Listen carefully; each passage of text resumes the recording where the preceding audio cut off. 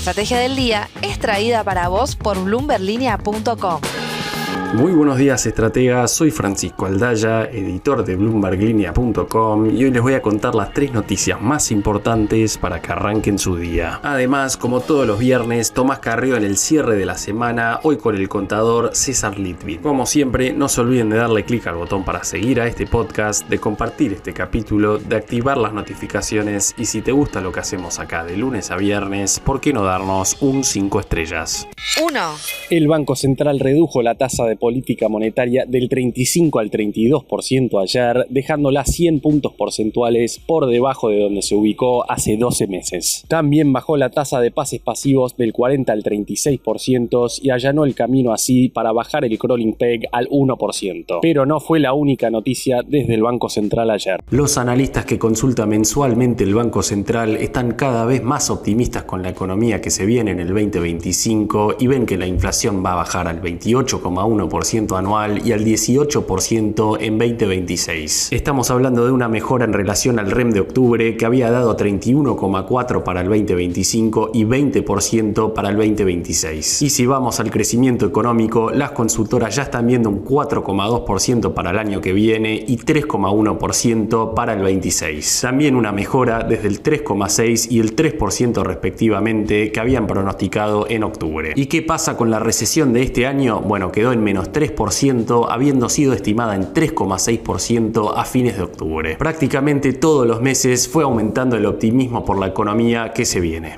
2. La CNB aprobó 5 nuevos CDRs de ETF que empezaron a operarse desde ayer en la bolsa porteña, la gran novedad siendo que 2 de ellos son para invertir en criptomonedas. En ese caso estamos hablando de ETHA e IBIT, que replican el valor de Ethereum y de Bitcoin respectivamente. Y estamos hablando de la primera vez que el mercado bursátil argentino se cruza con el mundo cripto, al menos de forma regulada. Pero también se suma GLD, que es el primer CDR de ETF de metales y sigue al precio del oro físico. Y para los inversores más audaces, llega una nueva opción para shortear al mercado en el caso de SH, que es un ETF inverso y permite apostar en contra del S&P 500. En otras palabras, cuando este índice de las 500 empresas más importantes de la bolsa estadounidense baja, este ETF sube. Estamos hablando entonces de 3 alternativas que no estaban disponibles en el mercado local y que aumentan las posibilidades de buscar coberturas. 3. Central Puerto anunció ayer que cerró un acuerdo con la IFC del Banco Mundial para desarrollar un proyecto de $600 millones en el noroeste argentino. Esta inversión redundaría en la primera línea de transmisión eléctrica destinada a abastecer con energía renovable a las mineras de litio. El proyecto combina una línea de alta tensión de 140 kilómetros desde la estación transformadora Puna y un parque solar con una potencia de 400 megavatios. Según reportó Mariano Espina en Bloomberg Línea, la empresa buscaría incluir ambas inversiones en el RIGI. Si bien YPF Luz y Geneia evaluaban proyectos similares, Central Puerto se adelantó al conseguir el respaldo del Banco Mundial.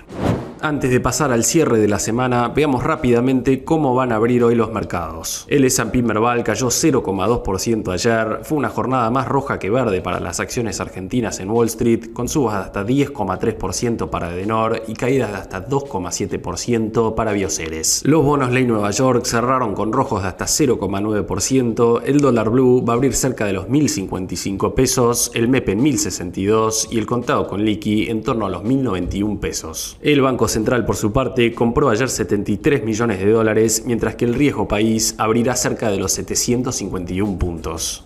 El cierre. Y ahora Tomás Carrió y una breve entrevista con el contador César Litvin. Muy buenos días, bienvenidos a una nueva edición del cierre de la semana. Mi nombre es Tomás Carrió, soy editor de Bloomberg Línea en Argentina y hoy quería invitarlos a escuchar una breve entrevista en la que analizaremos una de las discusiones que se vienen en el país en 2025. El martes que viene, 10 de diciembre, Javier Milei cumplirá un año en la Casa Rosada y se espera que dé un discurso en cadena nacional en el que uno de los ejes centrales sería la propuesta de una reforma tributaria. Con el equipo económico negando la posibilidad de convalidar un nuevo salto devaluatorio, la posibilidad de avanzar con la eliminación de impuestos distorsivos gana terreno para mejorar la competitividad. Más que cara en dólares, Argentina está cara en impuestos, sostienen quienes niegan un atraso cambiario.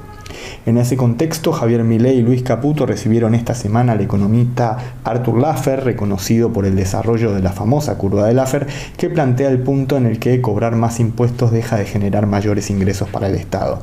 De todo esto y más hablamos con César Litvin, tributarista y titular del estudio Litvin y Asociados, en una breve entrevista que los invito a escuchar a continuación. César, en estos últimos días volvió a instalarse el debate en Argentina respecto de si el país está caro en dólares, y quienes argumentan que no, aseguran que lo que ocurre es que Argentina está cara en impuestos.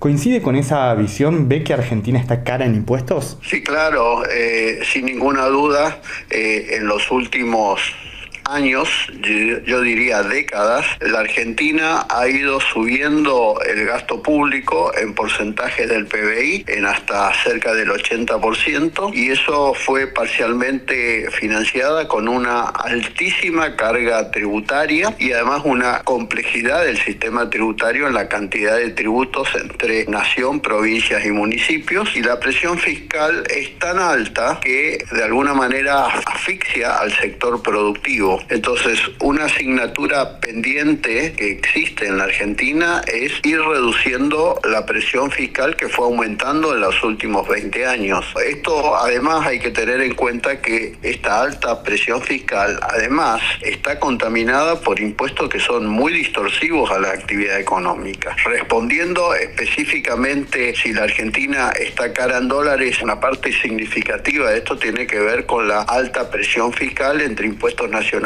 provinciales y municipales, y básicamente por una alta concentración en impuestos al consumo, que son los que directamente van a precios, son totalmente trasladables. IVA 21%, ingresos brutos de acuerdo a la jurisdicción, pero en promedio el 5%, y tasas municipales sí que no tienen una efectiva contraprestación de servicios entre el 1 y el 1,5%, más algunas que son de montos fijos. Entonces, la respuesta es uno de los motivos por el cual la Argentina está cara en dólares es la alta presión fiscal. Meses atrás, desde el oficialismo prometieron que esperaban cerrar este primer mandato de Javier Milei eliminando un 90% de los impuestos, y según algunos estudios privados hay alrededor de 10 impuestos que concentran el 92% de la recaudación y 6 impuestos que concentran más del 80%. ¿Cree que puede haber un proceso de simplificación impositiva en el país? Sí, me gusta esa manera de pensar de la gestión del gobierno en simplificar.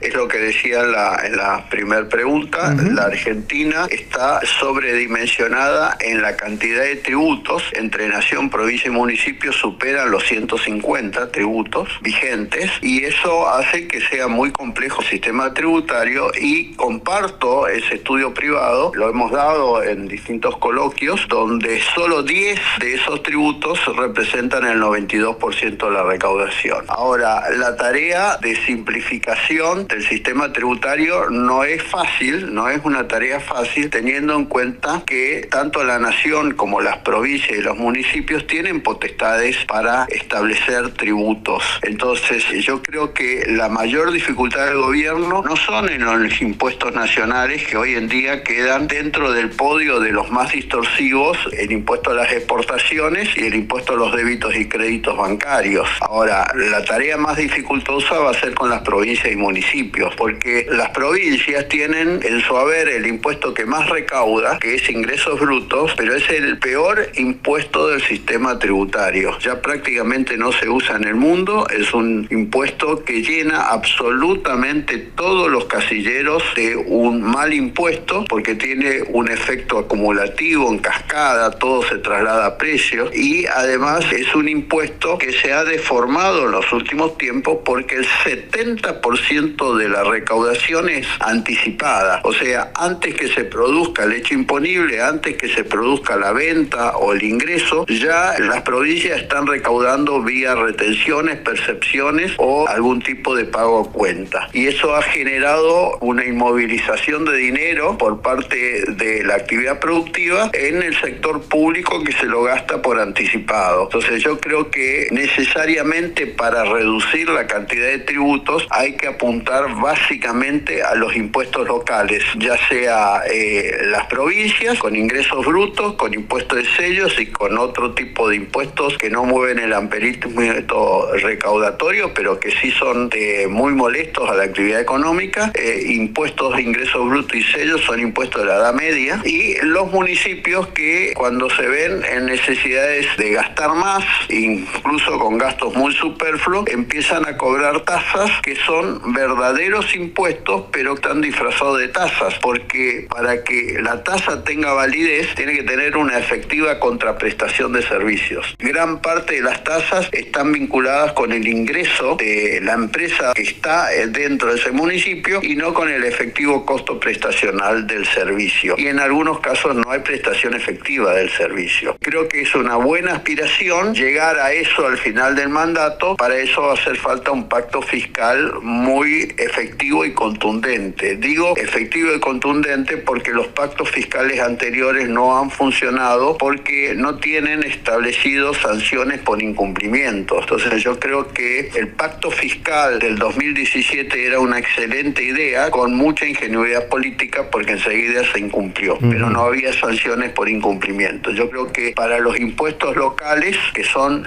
la mayor cantidad de envergaduras de tributos, hace falta un pacto fiscal contundente y efectivo. Y en medio de toda esta discusión tuvimos en estos días la visita de Artur Laffer, quien se reunió con Milei y Caputo. ¿Cree que aplica la famosa curva de Laffer a lo que está ocurriendo actualmente en Argentina, en los municipios y en las provincias? Sí, yo soy un defensor de la curva de Laffer. Estoy totalmente consustanciado con eso. La curva de Laffer, para que la gente lo entienda, establece que llega un punto que el aumento de la presión fiscal no se traduce en un aumento de la recaudación, y una baja de la presión fiscal en el mediano plazo, no en el corto, puede generar una mayor recaudación vía más actividad económica y más mejora en la productividad. Considero de que en los últimos años la Argentina hizo caso omiso a la curva de Laffer y ha generado una mayor presión fiscal que en definitiva es un premio al que está en la informalidad, porque ante dos comercios en la misma cuadra donde uno está en la formalidad, paga todos los impuestos, paga todas las cargas sociales de la estructura laboral, y otro que está en la total informalidad, le va a ser muy difícil competir al que está en la formalidad con el que está en la informalidad, porque es tan alta la presión fiscal que lo saca de la competitividad al que paga todos los impuestos. Entonces yo considero de que hay que apostar a una reducción de la carga fiscal, eliminando los impuestos que son más distorsivos, pero en el mediano plazo recién se va a ver un efecto contundente en una mayor recaudación. La frase del día. Antes de irnos, escuchemos lo que dijo ayer Luis Caputo en La Nación Más. No vamos a devaluar, y lo dijimos desde el primer día. El tipo de cambio es un reflejo de cómo le está yendo a la economía, y mucha gente lo compara con noviembre de 2023. Cuando peor anda la economía, obviamente más barato es tu país en dólares. El dólar barato entonces parece que llegó para quedarse por un buen rato.